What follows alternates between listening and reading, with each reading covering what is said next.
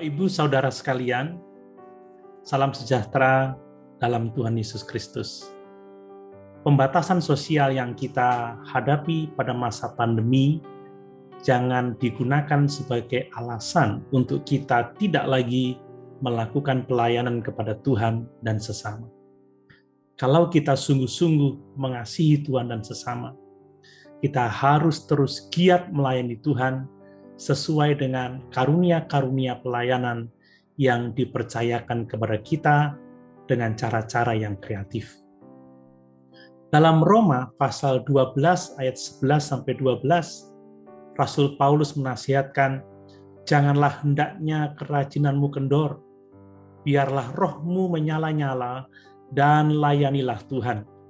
Bersukacitalah dalam pengharapan, sabarlah dalam kesesakan, dan bertekunlah dalam doa. Kita tidak boleh menjadi lemah dalam melayani Tuhan dan sesama. Kita harus bersemangat dalam melayani Tuhan. Kita harus bersukacita dalam pengharapan sementara kita menghadapi kesusahan-kesusahan karena pandemi yang kita hadapi sekarang ini. Kita harus lebih belajar sabar dan terus bertekun di dalam doa. Bapak, Ibu, Saudara sekalian, Rasul Paulus adalah teladan bagi kita saat menghadapi halangan-halangan sosial dalam pelayanannya yang serupa dengan pembatasan sosial pada masa pandemi yang sedang kita hadapi. Ia tidak mau terhalang dalam melayani Tuhan. Rasul Paulus terus maju dalam pemberitaan Injil sampai akhir hidupnya. Perhatikan bagaimana Rasul Paulus akan disingkirkan karena pelayanannya, diusir dari kota-kota di mana ia memberitakan Injil, diancam akan dibunuh, dipenjara, dan semua itu menunjukkan dengan jelas halangan-halangan sosial yang dihadapinya. Namun demikian, halangan sosial tidak menghambat pelayanan Paulus, tetapi justru meningkatkan pelayanannya.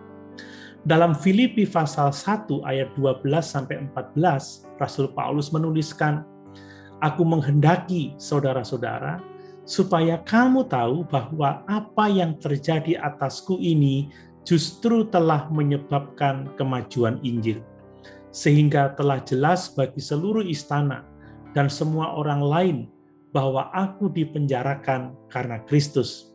Dan kebanyakan saudara dalam Tuhan telah beroleh kepercayaan karena pemenjaraanku untuk bertambah berani berkata-kata tentang firman Allah dengan tidak takut."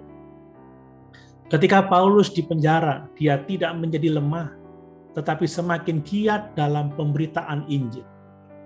Prioritas pelayanan Paulus adalah doa dan pelayanan firman. Penginjilan terjadi dimanapun Paulus berada, termasuk di penjara.